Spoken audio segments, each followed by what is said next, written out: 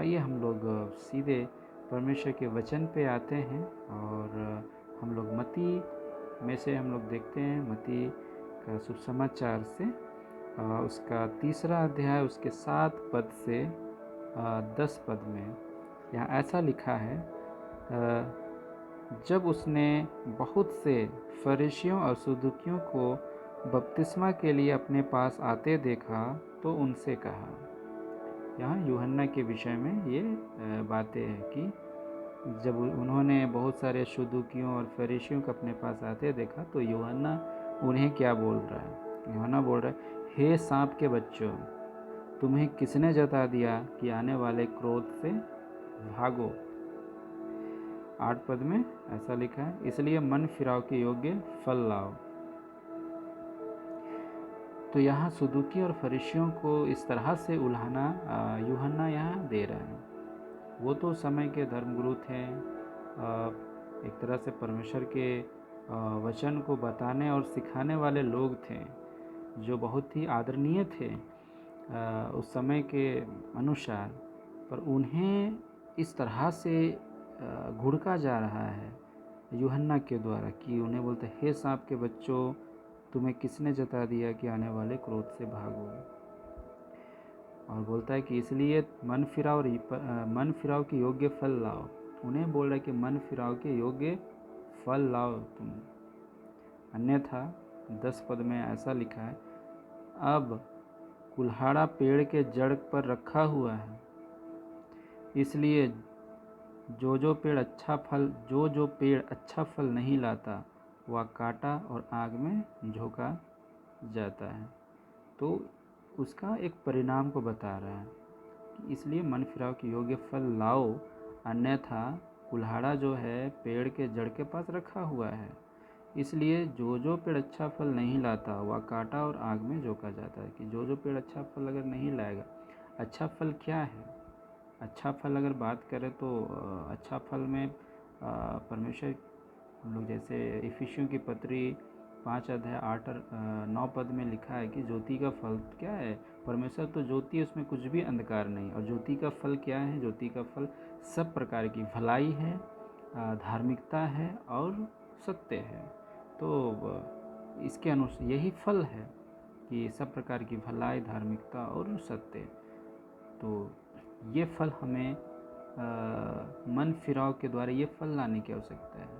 तो बात ये भी हो जाती है कि हम मन किस चीज़ से फिराएं, क्या चीज़ से। और अक्सर हम सुने हैं कि पाप से हमें मन फिराना है, पाप से मन फिराने की आवश्यकता है, पर यह भी जानना है कि वास्तव में पाप क्या है। मन फिराएं लेकिन उस चीज़ को हम जाने ही नहीं तो क्या कैसे मन फिरा सकते हैं। तो पाप एक वास्तव में क्या है, बहुत ही साधारण शब्दों में इसको हम लोग देखेंगे। और यूहन्ना के पहला पत्री उसका 3 अध्याय का 4 पद में लिखा हुआ है कि व्यवस्था का विरोध ही पाप है। व्यवस्था का विरोध ही पाप है, बस सिंपल से लिखा, व्यवस्था का विरोध। हमें जानना है कि व्यवस्था का विरोध ही पाप है।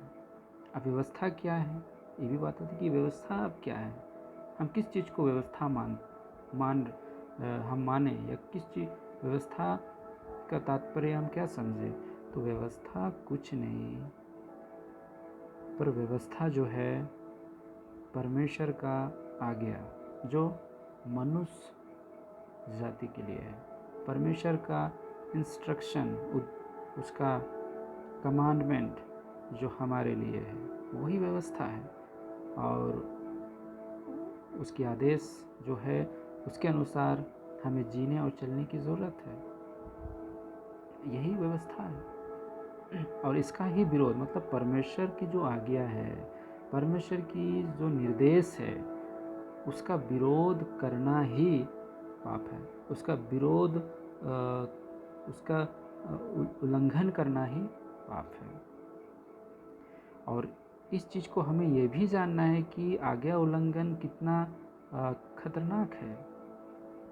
उसको हम लोग शायद हम लोग बहुत हल्के में भी लेते होंगे, लेकिन इसका परिणाम हम लोग अगर देखेंगे तो ये बहुत ही खतरनाक है।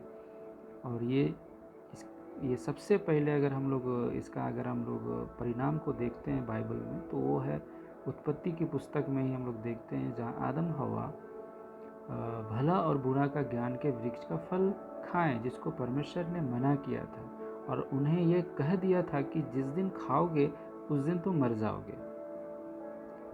तो जिस दिन, मतलब परमेश्वर बोला जिस दिन मेरे आज्ञाओं को तुम तोड़ोगे उस दिन तुम मर जाओगे।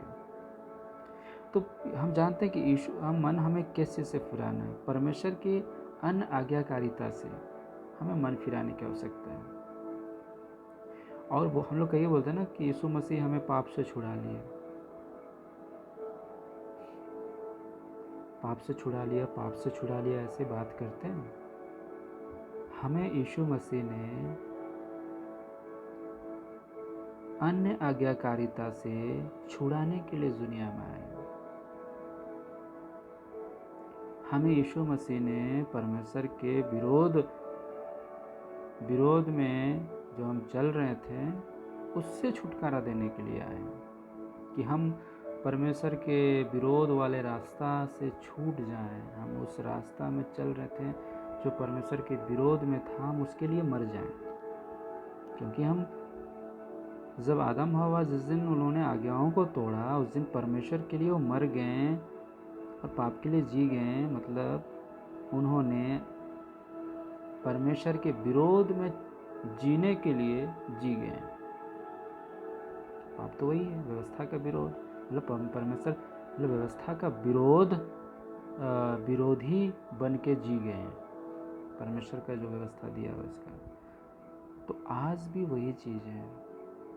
हम ये नहीं कहें कि भाई वो तो उस समय की बात थी, उत्पत्ति में आदम हवा के लिए थी, आज हमारे लिए नहीं है। नहीं, अगर हमारे लिए नहीं है तो ये 10 पद जो है ये किनसे कहा जा रहा है? अगर मत्ती का शुभ समाचार में 3 अध्याय का जो 10 पद है वो किनसे कहा जा रहा है? क्या ये आदम हवा से कहा जा रहा है?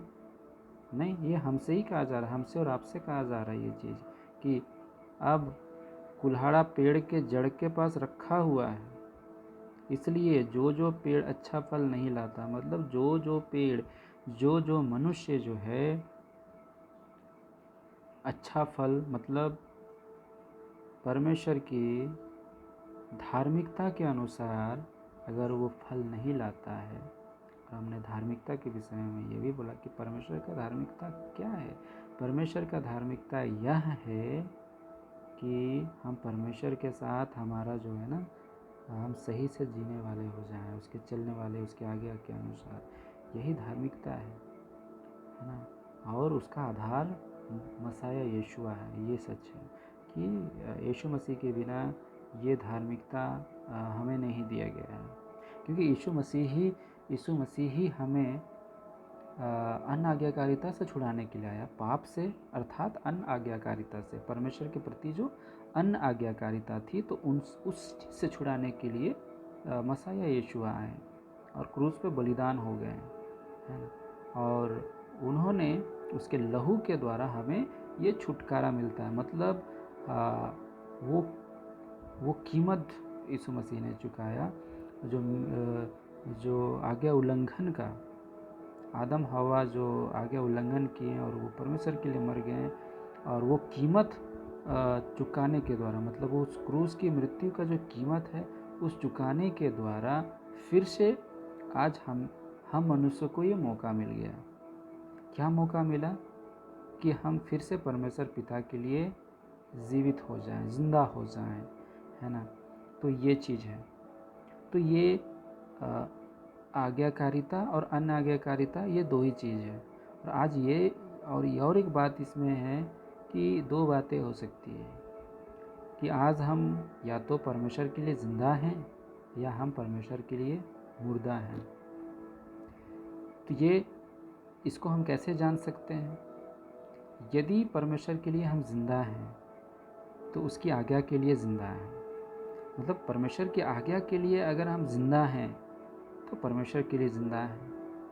अगर परमेश्वर की आज्ञा के लिए आज मरे हुए हैं हम, मतलब आज भी हम अंधकार के काम में जीते हैं और चलते हैं, और अंधकार के फल तो पता है, शारीरिक काम, जिसका हम गलातियों के पत्री में इसका पूरा वर्णन किया हुआ है कि शरीर के काम क्या हैं।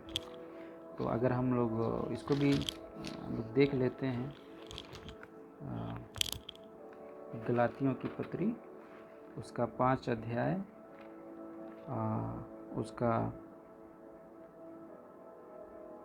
गलातियों की पत्री 5 अध्याय उसका 19, 20 और 21 पद, मतलब जल्दी से पढ़ेंगे इसको। शरीर के काम तो प्रकट है, अर्थात अंधकार के काम या अर्थात अन्य आज्ञाकारिता परमेश्वर के प्रति, वो ये हैं, वो काम इस प्रकार हैं, अर्थात व्यभिचार, गंदे काम, लुचपन, मूर्ति पूजा, टोना, बैर, झगड़ा, ईर्ष्या, क्रोध, विरोध, फूट, विधर्म, डाह, मतवालापन, लीला क्रीड़ा और इनके जैसे और काम है। इनके विषय में मैं तुमसे पहले से कह देता हूँ, जैसा पहले कह चुका हूँ, कि ऐसे ऐसे काम करने वाले परमेश्वर के राज्य के वारिस नहीं होंगे। तो परमेश्वर के राज्य के वारिस कैसे नहीं होंगे? क्योंकि जो जिंदा है पिता के लिए, वही उसके राज्य के वारिस होंगे। परमेश्वर मुर्दों का परमेश्वर नहीं। और मुर्दा कौन है? मुर्दा वे हैं जो शरीर के अनुसार जीते हैं और चलते हैं। मुर्दा वे हैं जो परमेश्वर के आज्ञा के अनुसार, परमेश्वर के आज्ञा के विरोध में जीते हैं, उसके आज्ञा के अनुसार नहीं, उसके व्यवस्था के अनुसार नहीं, वे आज भी मुर्दे हैं। और परमेश्वर उन्हें ये चीज़ बोल रहा है कि मन फिराओ और मन फिराओ के योग्य फल लाओ। मैंने अपने पुत्र यीशु मसीह को तुम्हारे लिए इस दुनिया में भेज दिया कि तुम फिर से मेरे लिए जी जाओ। ये मौका आज पिता ने हमें दिया है।